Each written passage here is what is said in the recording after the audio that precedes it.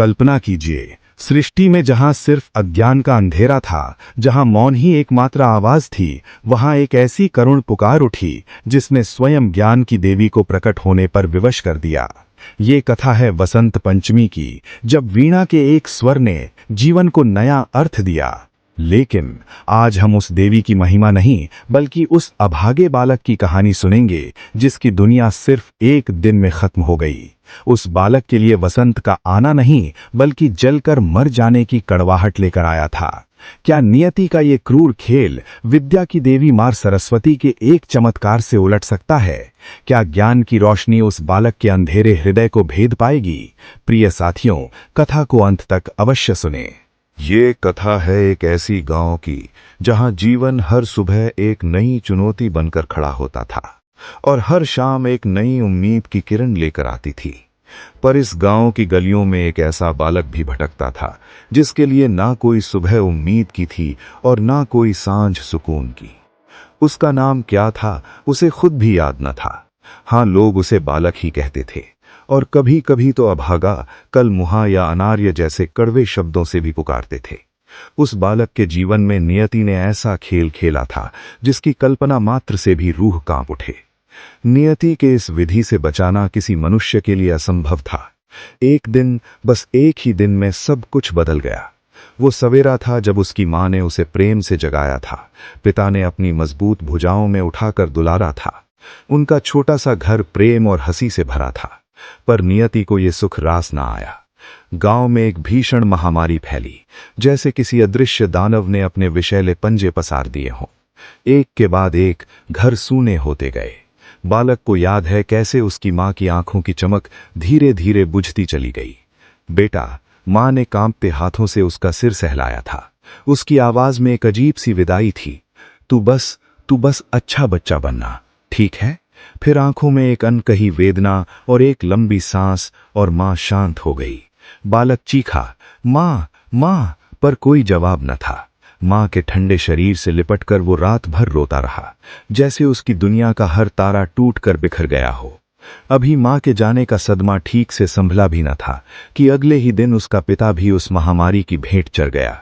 पिता, जो उसे हर खतरे से बचाने वाला था, वो भी निष्पंद पड़ा था। पिताजी, उठो, मुझे डर लग रहा है। बालक की चीखें उस सूने घर में गूंजती रहीं, पर इस बार उन्हें सुनने वाला कोई न था। अब वो अकेला था, बिल्कुल अकेला। उसका घर जो कभी प्रेम की सुगंध से भरा था, अब सन्नाटे और मृत्यु की दुर्गंध से भर गया था। पड़ोसियों ने डर के मारे उससे दूरी बना ली। कुछ बुजुर्गों ने तरस खाकर पिता और मां के अंतिम संस्कार में मदद की, पर फिर सब अपने घरों में दुबक गए, महामारी के डर से और शायद बालक के अभाग से भी। 8 साल का वो छोटा सा प्राणी, जिसने कल तक जीवन की कठिनाइयों का अर्थ भी न जाना था, आज एकाएक एक गहरे अंधेरे कुएं में धकेल दिया गया था। उसे भूख लगती कोई रोटी न थी, प्यास लगती तो कोई पानी न पूछता। रात में ठिठुरन होती तो कोई मां की गर्म गोद न थी, ना पिता की मजबूत बाहें। वो गांव की गलियों में भटकता रहता था, कभी इस चौखट पर, कभी उस चौखट पर। कुछ दे दो माएं, बहुत भूख लगी है। उसकी पतली आवाज अक्सर हवा में घुल जाती। जवाब में उसे अक्सर डांट ही मिलती। चल हट, कहीं और जाकर मर, पहले ही गांव में विपदा आई है, तू और अपनी अभाग्यता फैला रहा है। कोई कहता, अरे हट रे, कहीं तू भी बीमारी लेकर तो नहीं आया। किसी ने तो गुस्से में यहां तक कह दिया, जलकर क्यों नहीं मर जाता, एक और मुंह पालने की हिम्मत अब हम में नहीं। जलकर, यह शब्द उसकी आत्मा पर एक गहरे घाव की तरह बैठ गया। हर बार जब उसे धकेला जाता, हर बार जब उसे अनदेखा किया जाता, उसके कानों में यही शब्द गूंजते, जलकर जलकर। वो सूखा कमजोर बालक, जिसकी आंखें हर समय एक अनकही पीड़ा से भरी रहती थी, सड़कों पर, गलियों में, पैरों के नीचे रात गुजारता। तारे ही उसके साक्षी थे और चांद ही उसका अकेला साथी। उसकी रीढ़ की हड्डी में जीवन का स्पंदन कम और मृत्यु का भय अधिक था। वो भूल चुका था कि पेट भरकर खाना क्या होता है या बेफिक्री की नींद कैसी होती है। हर पल उसे यही डर सताता कि अगला पल क्या लेकर आएगा और क्या वो जलकर मरने वाला है। एक दिन तपती दोपहरी में, जब सूरज आग के गोले सा बरस रहा था और सड़कें अंगारों से जल रही थीं, बालक एक पुरानी टूटी हुई धर्मशाला की सीढ़ियों पर बेजान सा पड़ा था। उसकी आंखों में शून्य था, जैसे अब रोने के लिए आंसू भी ना बचे हों। जलकर उसका मन बुदबुदा रहा था। शरीर में इतनी भी शक्ति ना थी कि वो एक मक्खी भी उड़ा पाए। उसकी सांसें धीमी पड़ रही थी। तभी उस वीरान मार्ग पर एक धवल वस्त्रधारी ऋषि अपनी कुटिया की ओर लौट रहे थे। उनकी चाल में धीरता थी और मुखमंडल पर एक अलौकिक तेज। उनकी आंखें गहन ज्ञान और करुणा से भरी थी। चलते चलते उनकी दिव्य दृष्टि उस क्षीणकाय बालक पर पड़ी। ऋषि का नाम था महर्षि विश्वामित्र, जो अपने ज्ञान और तप के लिए दूर दूर तक प्रसिद्ध थे। महर्षि विश्वामित्र ने बालक को देखा। उसकी फटी हुई कंदरा सी आंखें, सूखे होंठ और धूल मिट्टी से सना निष्प्राण सा शरीर।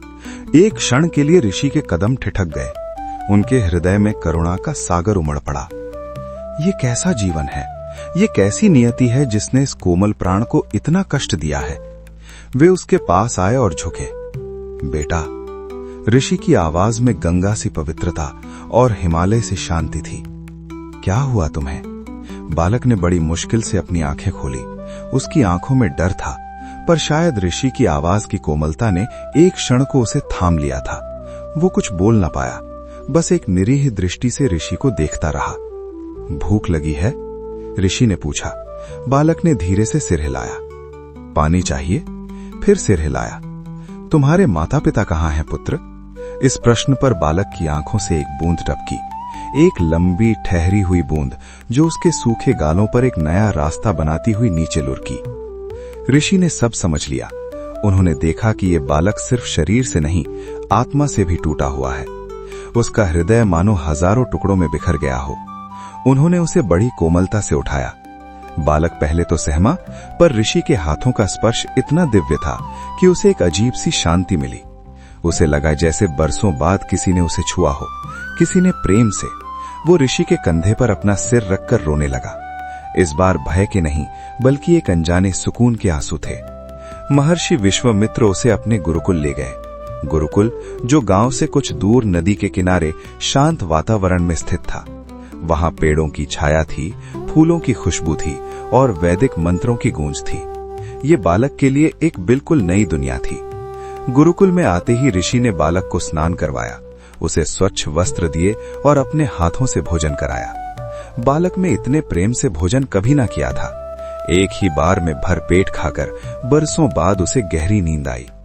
ऋषि ने उसे अद्वैत नाम दिया। अद्वितीय, जो अकेला था पर अब एकाकी नहीं। पर अद्वैत अंदर से टूटा हुआ था। उसका शरीर भले ही ऋषि के संरक्षण में स्वस्थ होने लगा था, पर उसकी आत्मा पर लगे घाव अभी हरे थे। गुरुकुल के अन्य शिष्य उसे देखकर उत्सुक होते, कुछ प्रेम से उसके पास आते, उससे बात करने की कोशिश करते, पर अद्वैत की आंखों में अभी भी एक शून्य तैरता रहता। वो किसी से बात नहीं करता, किसी खेल में शामिल नहीं होता। जब कोई उसके करीब आता तो वो डर कर सिमट जाता। उसके कानों में अब भी वे कर शब्द गूंजते, जलकर मर जा अभागा। महर्षि विश्वामित्र सब समझते थे। वे जानते थे कि शरीर के घाव दवा से भरते हैं, पर आत्मा के घाव प्रेम और धैर्य से। वे अद्वैत के पास बैठते, उसे कहानियां सुनाते, उसे शांत मंत्रों का पाठ करवाते। अद्वैत चुपचाप सुनता, पर उसकी आंखों में वो पहले जैसी चमक अभी भी नहीं आई थी। दिन बीतते गए, सप्ताह बीतते गए। अद्वैत गुरुकुल के जीवन से थोड़ा परिचित तो हो गया था, पर घुल-मिल नहीं पाया था। वो रोज सुबह गुरुजनों के साथ भोर की प्रार्थना में बैठता, संध्याकालीन आरती में भी शामिल होता, पर उसका मन कहीं और ही भटकता रहता। उसे अपनी माँ की याद आती, पिता की याद आती। उसे लगता वो यहाँ है, पर उसका अपना कोई नहीं, वो अनाथ ही है। अनाथ ये शब्द उसके दिल में एक तीखे कांटे सा चुभता था। ऋषि उसे कभी कभी अपनी गोद में लेते, उसका सिर सहलाते। अद्वैत, वे कहते, तुम अकेले नहीं हो, ये पूरा गुरुकुल, ये प्रकृति, ये परमात्मा सब तुम्हारे अपने हैं।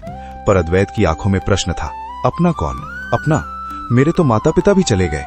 वो अक्सर नदी किनारे जाकर बैठा जाता और घंटों बहती धारा को देखता रहता। उसे लगता जैसे उसकी जिंदगी भी इसी धारा की तरह बहती जा रही है, बिना किसी किनारे के, बिना किसी दिशा के। एक गहरी उदासी उसे हर पल घेरे रहती। समय ने अपनी चाल चली। पतझर के सूखे पत्तों के बाद प्रकृति ने एक नई करवट ली। बसंत ऋतु का आगमन हुआ। पेड़ों पर नई कोपलें फूटने लगी। फूलों ने अपनी सुगंध बिखेरना शुरू कर दिया। पक्षियों का कलरव गुरुकुल के वातावरण में एक नई ऊर्जा भर रहा था। और फिर आया बसंत पंचमी का पावन पर्व। ये विद्या की देवी, ज्ञान की अधिष्ठात्री मां सरस्वती के पूजन का दिन था। गुरुकुल में विशेष तैयारियां थीं। आश्रम को फूलों और आम के पत्तों से सजाया गया था। शिष्यों के चेहरों पर एक नई चमक थी। सभी उत्साहित थे। सुबह से ही गुरुकुल में चहल पहल थी। ऋषि और अन्य आचार्य गण पूजा की व्यवस्था कर रहे थे। एक सुंदर मंडप सजाया गया था, जहां मां सरस्वती की श्वेत प्रतिमा स्थापित की गई थी। प्रतिमा इतनी जीवंत लग रही थी मानो अभी बोल उठेगी। अद्वैत भी वहां बैठा था अन्य शिष्यों के साथ। उसने देखा कैसे सभी शिष्य एक दूसरे से प्रेम से बात कर रहे थे, अपनी माताओं द्वारा भेजे गए प्रसाद की चर्चा कर रहे थे। मां ये शब्द उसके हृदय में एक कसक पैदा कर गया। उसकी मां तो अब नहीं थी। पूजा का समय हुआ। महर्षि विश्वामित्र ने वैदिक मंत्रों का उच्चारण शुरू किया। सभी शिष्य हाथ जोड़कर बैठे थे। धीरे धीरे गुरुकुल का वातावरण मां सरस्वती की स्तुति से गूंज उठा। या कुंदेन्दु तुषार हार धवला, या शुभ्र वस्त्राव्रता। सभी शिष्य एक स्वर में मां सरस्वती की वंदना कर रहे थे। अद्वैत चुपचाप आंखें मूंदे बैठा था। मंत्रों की ध्वनि, धूप की सुगंध, दीपकों का प्रकाश, सब मिलकर एक अद्भुत आध्यात्मिक ऊर्जा का निर्माण कर रही थे। जैसे जैसे वंदना आगे बढ़ रही थी, अद्वैत के भीतर कुछ पिघल रहा था। उसके भीतर की जो अंधेरी गुफा थी, जहां भय और निराशा का राज था, वहां आज एक छोटी सी लौ जगमगा उठी थी। या देवी सर्वभूतेषु विद्या रूपेण संस्थिता, नमस्तस्यै नमस्तस्यै नमस्तस्यै नमो नमः। ये मंत्र, हे देवी, जो सभी प्राणियों में विद्या के रूप में स्थित हैं, उन्हें हमारा बारंबार नमस्कार है। अद्वैत के कानों में अमृत सा घुल रहा था। उसे लगा जैसे कोई अदृश्य शक्ति उसके हृदय को छू रही हो। अचानक एक पल ऐसा आया जब सभी शिष्यों ने एक साथ पूरी भक्ति से गाया, हे मां वर दे, ज्ञान दे, सद्बुद्धि दे। इस मां शब्द पर अद्वैत के भीतर का बांध टूट गया। बरसों से जो पीड़ा, जो अभाव, जो पुकार उसके हृदय में दबी हुई थी, वो एक साथ उमड़ पड़ी। उसे अपनी मां की छवि दिखाई दी, जिसने उसे प्रेम से पुकारा था। उसे वो सूनी गोद याद आई, जिसके लिए वो तरसता रहा था। उसकी आंखें भीगी और उसके होठों से बरसों बाद पहली बार एक शब्द निकला। एक ऐसा शब्द जो उसके हृदय की गहराइयों से आया था, जो सिर्फ एक अक्षर नहीं बल्कि प्रेम, विरह और आस्था का पूरा सागर था। उसने थरथराते हुए टूटी हुई आवाज में पुकारा, मां। ये सिर्फ एक शब्द न था, ये उसके समूचे अस्तित्व की पुकार थी, उसकी आत्मा की प्रार्थना थी। उसकी आंखों से अश्रुधारा बह निकली। और ये क्या, जैसे ही अद्वैत के मुख से वो पवित्र मां शब्द निकला, ठीक उसी क्षण एक अद्भुत घटना घटी। मां सरस्वती की प्रतिमा के चारों ओर एक अलौकिक प्रकाश पुंज जगमगा उठा। उस प्रकाश की आभा ऐसी थी जो आंखों को चकाचौंध तो करती थी, पर हृदय को परम शांति प्रदान करती थी। उस प्रकाश के बीच साक्षात मां सरस्वती प्रकट हुई, श्वेत वस्त्रों में लिपटी, हाथ में वीणा धारण किए, मंद मंद मुस्कुराती हुई।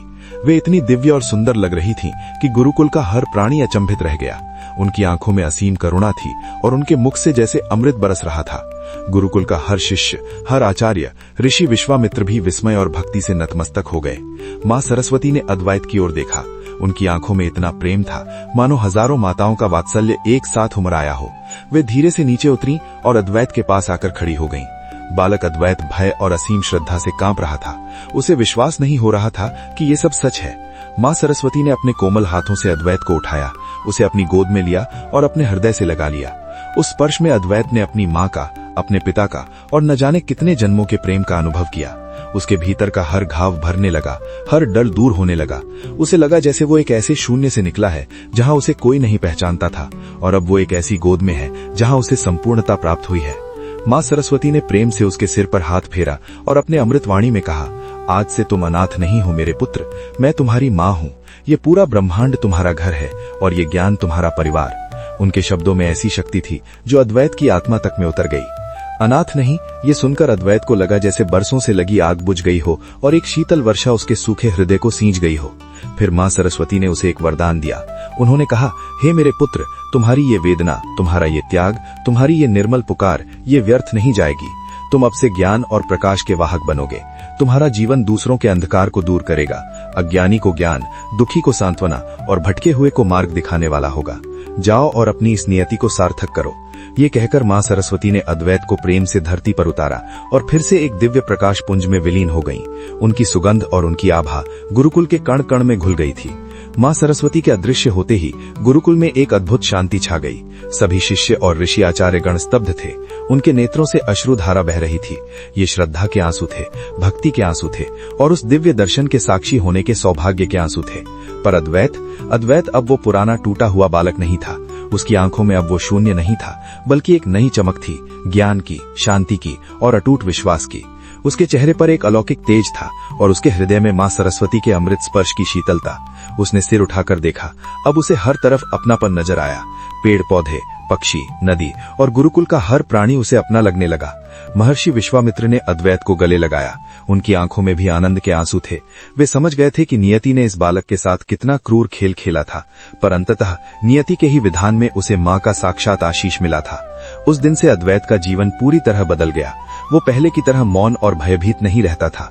वो अब उत्साह से विद्या ग्रहण करने लगा। मां सरस्वती के वरदान ने उसे एक नया उद्देश्य दिया था। उसकी बुद्धि इतनी तीव्र हो गई थी कि वो कठिन से कठिन विषय को भी आसानी से समझ लेता। उसकी स्मृति इतनी प्रखर हो गई थी कि वो गुरुजनों द्वारा पढ़ाए गए हर पाठ को याद रख पाता। पर उसकी सबसे बड़ी विशेषता थी उसकी करुणा। उसने जो दुख झेला था वो अब दूसरों के दुख को समझने का माध्यम बन गया था। अद्वैत का जीवन मां सरस्वती के वरदान का जीता जागता प्रमाण बन गया था। उसने अपना पूरा जीवन ज्ञान के प्रसार और लोक कल्याण में समर्पित कर दिया। वो एक महान आचार्य बना। अद्वैत की कथा एक अनाथ बालक से प्रकाश स्तंभ बनने की कथा हर शिष्य को प्रेरणा देती थी। वो गुरुकुल अब सिर्फ ज्ञान का केंद्र नहीं, बल्कि आस्था, धैर्य और ईश्वर की असीम कृपा का प्रतीक बन गया था। प्रिय साथियों, वसंत पंचमी के दिन ही माता सरस्वती का प्राकट्य हुआ है। जब सृष्टि में अज्ञान, मौन और अंधकार था, तब ब्रह्मा जी की प्रार्थना पर माता सरस्वती प्रकट हुई और वीणा के मधुर स्वर से ज्ञान का संचार किया। वसंत ऋतु स्वयं नवजीवन, नई ऊर्जा और सृजन का प्रतीक है। इसलिए इस दिन माता सरस्वती की पूजा की जाती है। हम कामना करते हैं कि माता सरस्वती, जगत की जननी की कृपा आप सभी पर बनी रहे। जय मां सरस्वती।